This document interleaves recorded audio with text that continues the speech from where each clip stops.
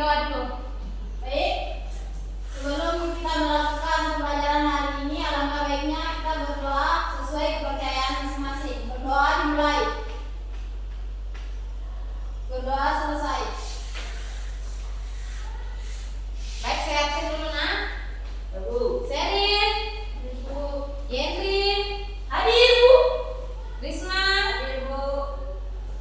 ini Sartika, hadir. Fisri, Hadir, Bu. Suci, hadir Bu. Oh iya, hadir semua ya. Ada Bu, ada tiga hadir. Siapa yang apa? Alif.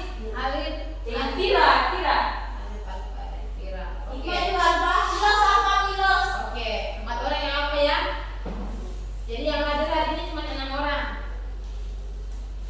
Jadi hari ini adalah hari perdana kita bertemu. Jadi dalam materi kita hari ini, dalam pembelajaran materi kita hari ini yaitu mengenai dengan bulu tangkis. Jadi pertama-tama saya akan menjelaskan sejarah olahraga bulu tangkis, sejarah bulu tangkis di Indonesia dan perlengkapan olahraga bulu tangkis. Yang pertama itu saya akan menjelaskan sejarah bulu tangkis. Jadi sejarah bulu tangkis itu berasal dari Inggris yang berada pada abad ke-19. Jadi awalnya dikenal dengan kata Puna yang kemudian dibawa ke Inggris. Jadi pada tahun 1873 itu olahraga ini mulai dikenal dengan nama badminton. Jadi setelah permainan ini dimainkan oleh Badminton House atau sebuah rumah besar di Inggris. Jadi perkembangan bulu tangkis di dunia itu yang pertama itu bulu tangkis menjadi olahraga internasional pada tahun 1934 dengan pembentukan Badminton World Federation atau BWF. Dan yang kedua itu Olimpiade pertama kali yang mengikut sertakan bulu tangkis pada tahun 1992 di Barcelona. Jadi sejarah bulu tangkis itu awal mulanya pertama kali dikenalkan di Indonesia pada abad ke-20. Jadi abad 20 oleh orang-orang Belanda dan Inggris. Dan perkembangannya itu Indonesia mulai berprestasi pada tahun 1950-an. Jadi yang kedua itu keberhasilan Indonesia di turnamen internasional seperti All England dan Thomas Cup dan menjadikan negara ini salah satu kekuatan besar dalam bulu tangkis dunia. Dan yang kedua itu perlengkapan olahraga bulu tangkis. Ada yang tahu apa saja perlengkapan olahraga bulu tangkis? Raket sama ya, baik, cocok. Jadi perlengkapan bulu tangkis itu ada raket, shotlock, net, sepatu dan pakaian.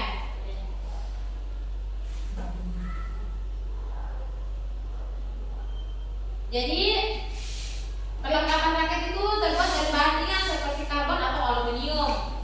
Sedangkan shotlock adalah dua jenis bahan bulu dalam bulu alat atau plastik. Dan yang ketiga itu net dengan memisahkan kedua pemain tinggi jaring tengah adalah 155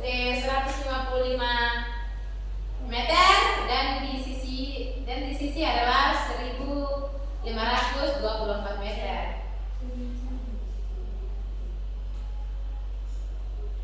Jadi yang perlengkapan keempat itu ada sepatu.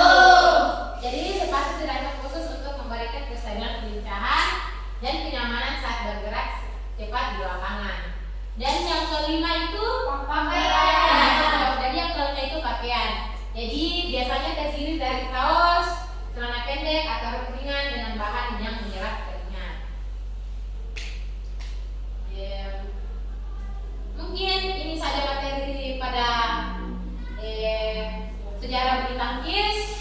Mungkin ada dari kalian yang ingin bertanya, silakan angkat tangannya. Yang mau bertanya silakan angkat tangan.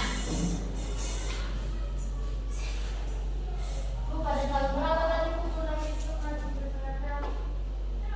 Jadi pertanyaannya pada abad berapa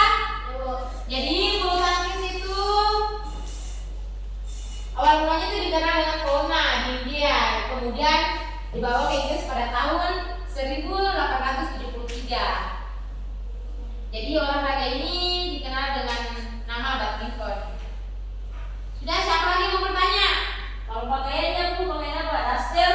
Salah. Jadi paketnya jadi ini paketnya itu biasanya terdiri dari kaos, celana pendek atau rok. Berarti dia pakai baju olahraga. Ya, pakai olahraga. Sepatunya sepatu.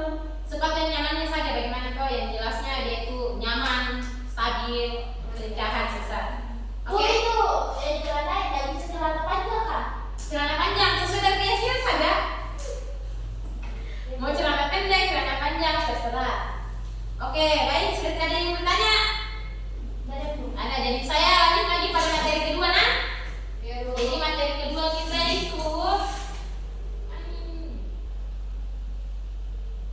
Jadi materi kedua kita itu adalah pegangan raket dalam bertangkis.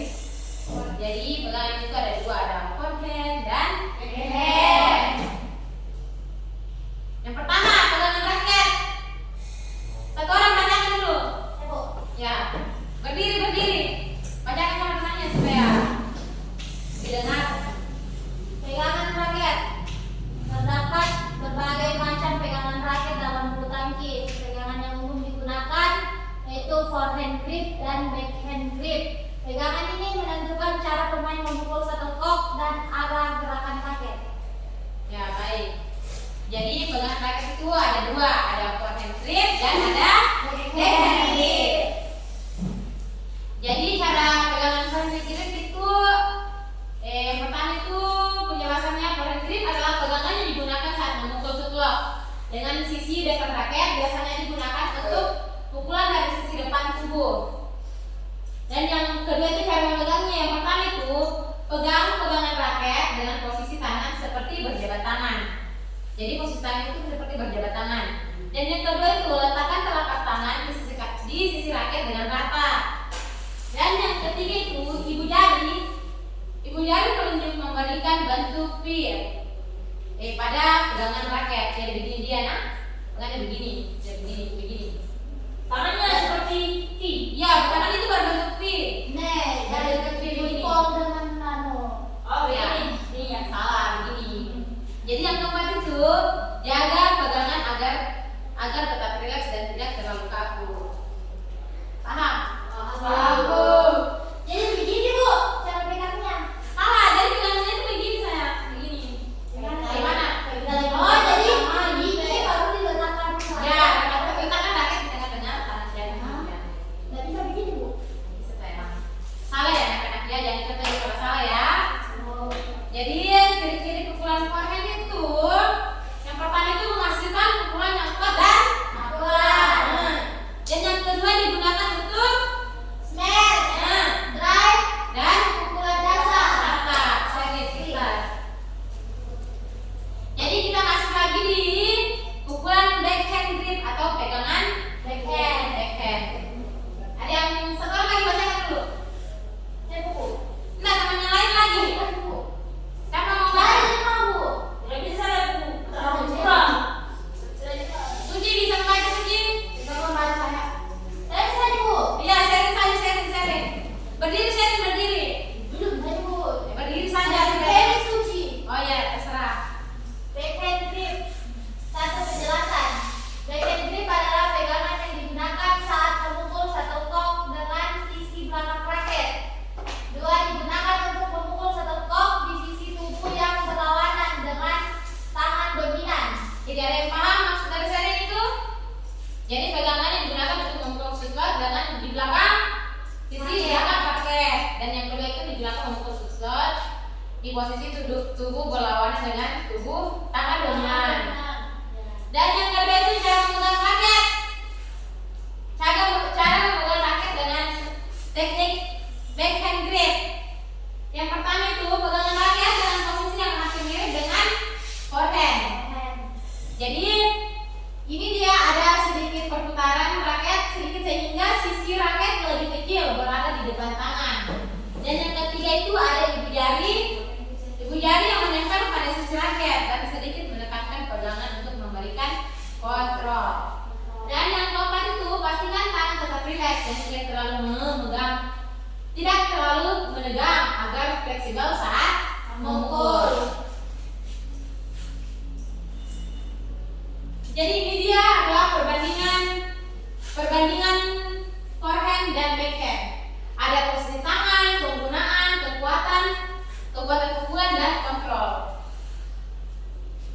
Jadi tips menggunakan forehand dan backhand itu ada 4. Jadi untuk forehand itu agar tetap jaga agar pegangan tetap berat dan fleksibel. Dan yang kedua itu gunakan seluruh tubuh bukan hanya tangan untuk memberikan kekuatan pukulan.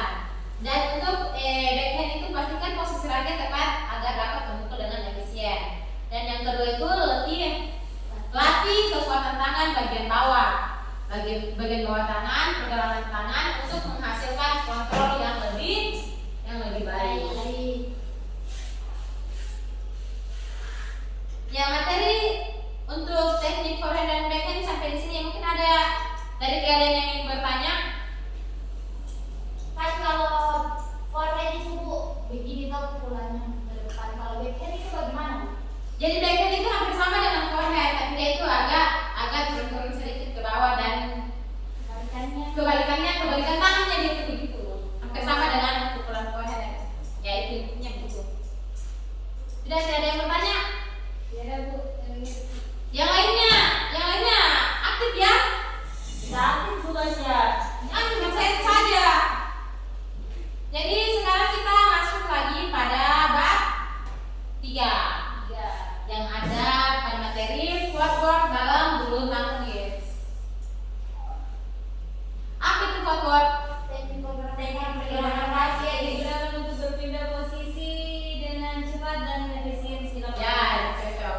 Jadi footwork adalah teknik pergerakan kaki yang digunakan untuk berpindah posisi dengan cepat dan efisien di dalam lapangan bulu tangkis. Jadi fungsi footwork itu yang pertama itu mempercepat pergerakan, yang kedua itu meningkatkan keseimbangan, dan yang ketiga itu membantu untuk mengambil posisi yang tepat saat menerima shotlock. Paham semua? Paham? Satu orang yang paham? Jadi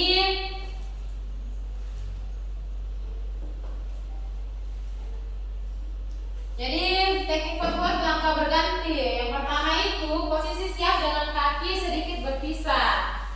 Dan yang kedua itu bergerak ke depan dengan langkah kaki kecil dan cepat.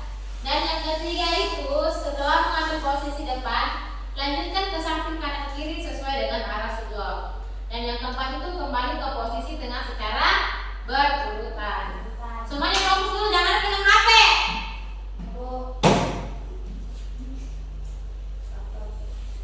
Jadi perbedaan antara langkah berganti dan langkah berurut. Satu orang dulu bisa baca dulu, baca.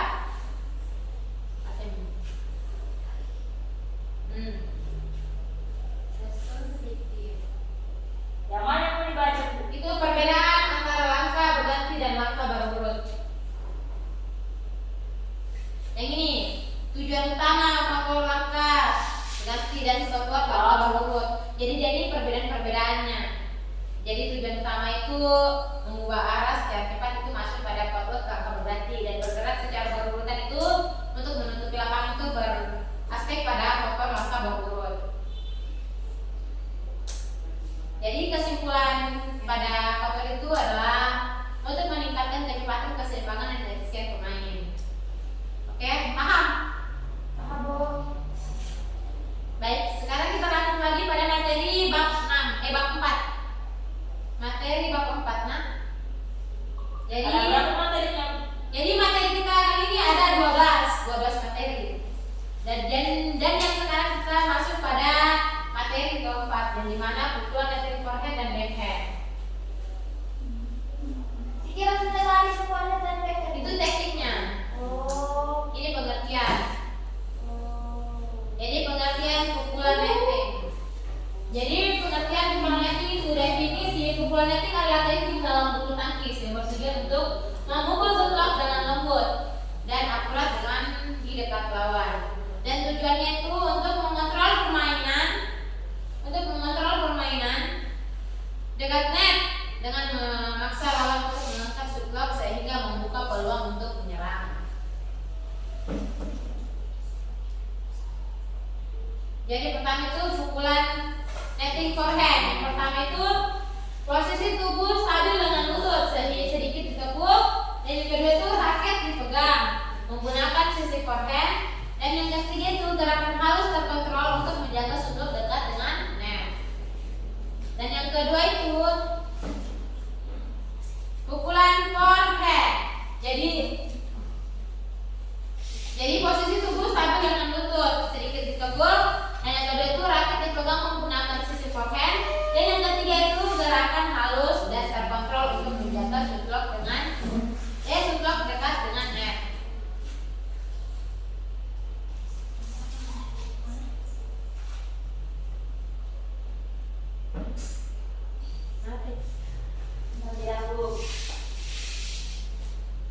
Jadi kita masuk lagi pada teknik dasar pukulan bulu tangkis yang ada underhand, overhand, forehand dan backhand.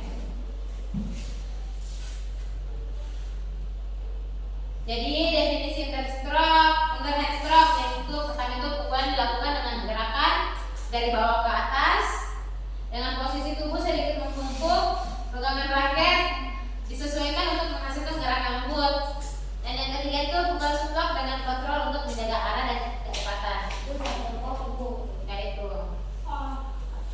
Overhand berarti di atas kepala, Bu. ya overhand. Itu adalah pukulan dari atas kepala yang menghasilkan pukulan kuat seperti smash, Clear atau atau drop drop shot. shot. Oh.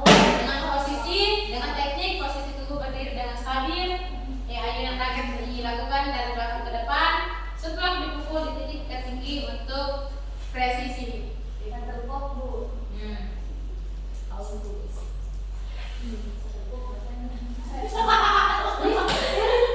Jangan semuanya fokus. Satu kali. Lagi Bu. Jadi yang ke berapa tadi? 1, 2, 3. Jadi yang ketiga tuh forehand, backhand. Belum. Forehand dulu. Forehand. Stroke. Apa itu, Bu? Jadi forehand stroke itu adalah pukulan dilakukan untuk menggunakan sisi forehand raket. Jadi tekniknya itu menjaga tubuh menghadap shotlock, yaitu shuttlecock, astagfirullah. Dan yang kedua itu ayunan raket dilakukan dengan kekuatan yang terukur. Dan yang ketiga itu cocok untuk lock, smash dan drive. Itu drive itu apa, Bu? Google Drive.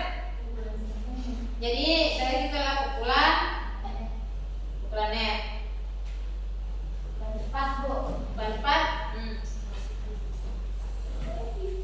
Dan yang keempat itu ada backhand stroke. Jadi pukulan yang dilakukan menggunakan sisi backhand raket. Oh ya. Jadi pukulan ini dilakukan menggunakan sisi backhand raket. Jadi peran teknik pukulan dalam strategi bermain yang pertama itu kombinasi teknik underhand, overhand, forehand dan backhand, memberikan fleksibilitas dalam menyerang dan bertahan. Dan yang kedua itu menguasai setiap pukulan, meningkatkan kemampuan adaptasi terhadap gaya permainan lawan. Jadi kesimpulannya yaitu menguasai berbagai pukulan adalah kunci untuk bermain bulu tangkis secara efektif. Latihan rutin sangat diperlukan untuk meningkatkan akurasi dan kecepatan pukulan. Jadi kita masuk lagi pada materi ke-6 yang itu materi long service dan short service dalam bulu tangkis. Sekarang kita masuk di teknik pukulan untuk mengatur permainan dan menyerang lawan dengan menggunakan teknik lock clear dan lock serang dalam bulu tangkis. Jadi apa itu lock dalam bulu tangkis? Pukulan yang diarahkan ke bagian atas lapangan. Jadi cocok. Jadi lock dalam bulu tangkis itu adalah pukulan diarahkan ke bagian atas lapangan, baik untuk mengubah arah permainan maupun menyerang lawan. Jadi pukulan ini memungkinkan pemain untuk memaksa lawan bergerak mundur dan mencetak poin langsung. Jadi fungsi lock itu yang pertama itu Mengontrol posisi lawan, dan yang kedua itu mengatur tempo permainan, dan yang ketiga itu memberi kesempatan untuk berjalan. Jadi lock clear, apa itu lock clear? Lock clear itu pukulan lock yang diarahkan tinggi ke bagian belakang. Ya betul. Jadi pukulan lock clear itu yang diarahkan tinggi ke bagian belakang lapangan lawan. Pukulan ini bertujuan untuk memberikan waktu bagi pemain untuk kembali ke posisi siap sambil memaksa lawan bergerak mundur ke belakang. Jadi kapan lock clear ini digunakan? ketika lawan mendekati net. Ya, yang pertama itu ketika lawan mendekati net, dan yang kedua itu untuk mengatur kembali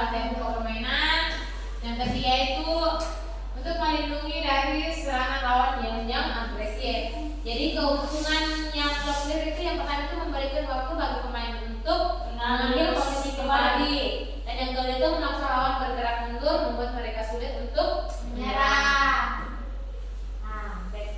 Jadi kita masuk pada teknik lock clear. Jadi yang pertama itu posisi badan. Jadi posisi badan itu berdiri dengan kaki terbuka dan tubuh sedikit condong ke depan. Dan yang kedua itu ada persiapan. Jadi ayunkan raket ke belakang untuk memberikan daya pada pukulan.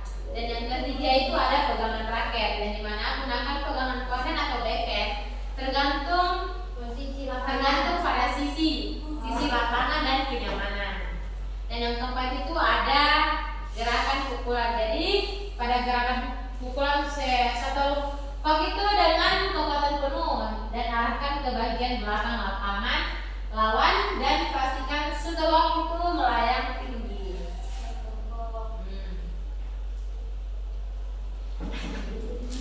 Jadi yang kedua itu ada teknik lock serang, yang dimana itu posisi badan itu hampir sama dengan pukulan lock clear tadi. Ada posisi badan, pegangan raket, persiapan dan pukulan gerakan.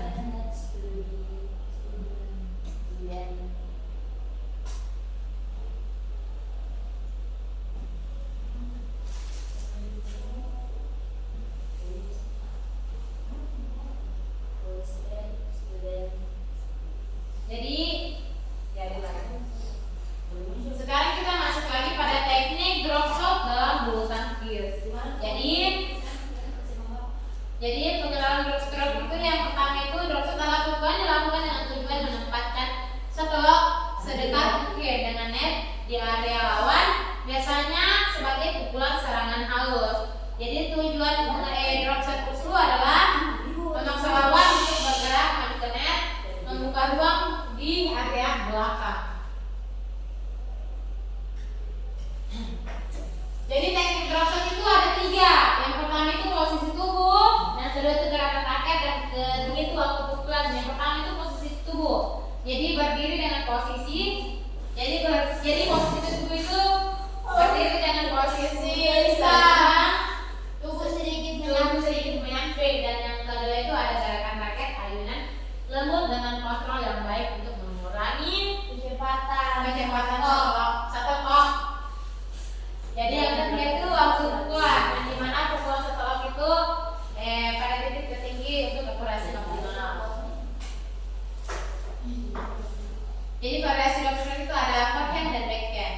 Jadi keunggulan drop shot itu yang pertama itu menambah strategi taktis dalam permainan, yang kedua itu memaksa lawan untuk bertahan di posisi sulit, dan yang ketiga itu efektif untuk membangun serangan berikutnya. Ada yang paham? Sudah paham semuanya materinya? Paham, Bu. Paham, baik. Bu, benar-benar saya menjelaskan. Ya, baik. Karena ibu ini agak mengantuk sedikit, jadi mohon dimaklumi. Semangat, Bu, semangat. Sekarang kita masuk pada strategi smash dalam bulu tangkis, seperti smash silang, smash penuh, dan smash potong. Materinya tentang apa ini, Bu? Smash bulu tangkis. Tangkis. Dan tadi menghayal Kak Henry. Tadi kita bilang silang. Oh lah. Aku ya Allah. Henry mengantuk di. Aduh, Bu. Saya kira mungkin makro ini, Bu. Saya tadi pendengaran kita di silang. Saya kira Smash silang. Jadi yang pertama itu smash silang, yang dimana definisi itu smash yang diarahkan menyilang ke sisi lawan. Jadi posisinya itu menyilang. Dan yang dengan teknik posisi tubuh sedikit menyamping, ayunan raket dilakukan dengan kuat dan kontrol arah untuk menghasilkan sudut yang tajam. Jadi keunggulannya itu pertama itu sulit dijangkau oleh lawan, dan yang kedua itu mengganggu posisi lawan di lapangan.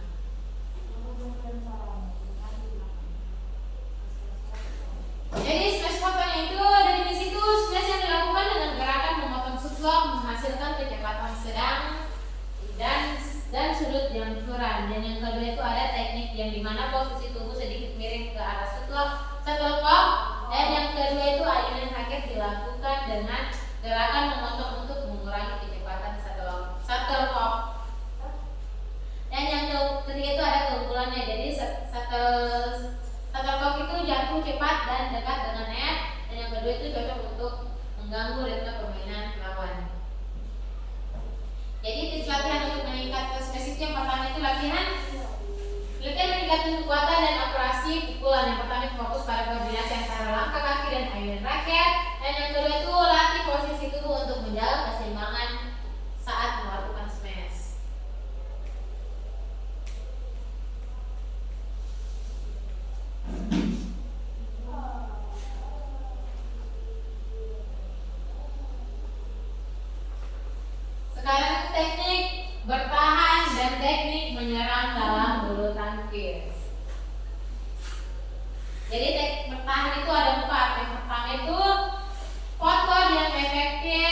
kedua itu clear block atau lip, dan yang ketiga itu definite shape atau stand, dan yang keempat itu block. Dan jadi teknik menyerang itu juga ada 4. Yang pertama itu ada smash, drop shot, net heel, dan drive. Dan yang jadi kesimpulan pada materi ini itu teknik bertahan penting untuk menghadapi serangan lawan dengan teknik cerdas, aktif cerdas. Dan kedua itu teknik menyerang fokus pada menciptakan tekanan dan mencetak poin. Dan yang ketiga itu strategi terbaik adalah mengombinasikan keduanya secara dinamis.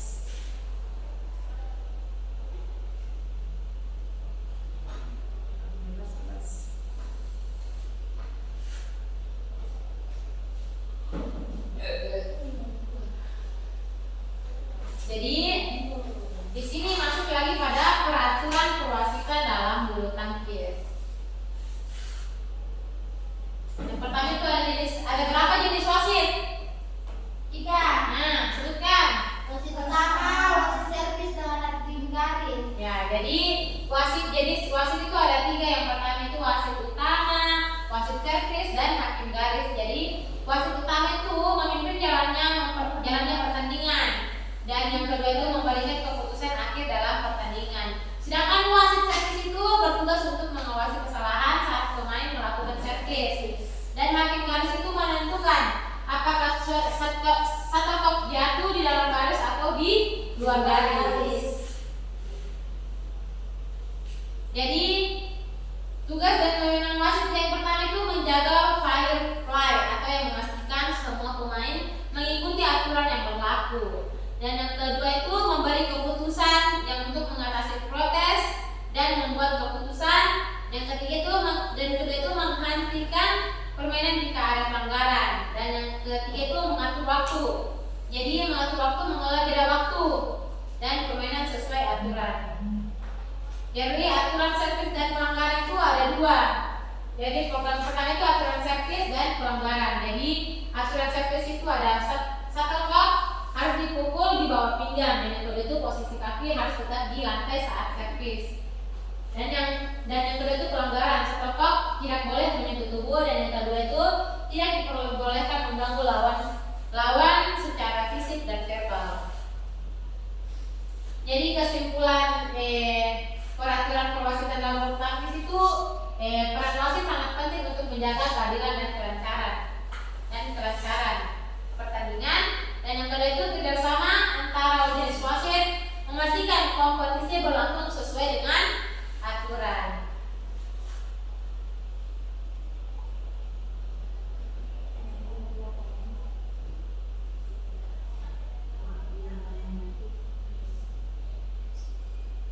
Ya, sekarang kita masuk pada materi terakhir, di mana pada materi 12, dan di mana technical meeting pertandingan. Jadi tujuan technical meeting ini yang pertama itu menjelaskan detail pertandingan, yang kedua itu menyelaraskan aturan dan regulasi, dan yang ketiga itu menjawab pertanyaan peserta, keempat memastikan semua pihak memahami jadwal dan teknis pertandingan. Jadi agenda technical meeting itu ada 5. Yang pertama itu pembukaan, yang kedua itu penjelasan peraturan, yang ketiga itu jadwal dan pembagian lapangan, keempat itu tanya jawab, dan kelima itu penutup.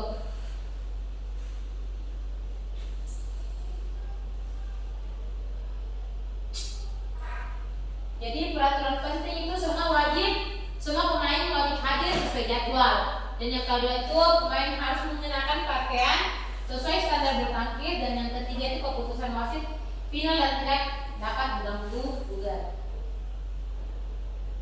Jadi technical meeting. Jadi kesimpulan pada materi terakhir ini yaitu tentang technical meeting. Jadi kesimpulan itu technical meeting adalah langkah penting untuk memastikan pertandingan berlangsung dengan lancar, dan yang kedua itu kolaborasi semua pihak sangat dibutuhkan, dan yang ketiga itu semoga pertandingan berjalan sukses dan kompetitif. Jadi mungkin itu saja materi pada hari ini. Mungkin ada di antara kalian yang ingin bertanya? Kalau ada yang mau bertanya, saya berikan tugas kerja di rumah. Minggu depan saya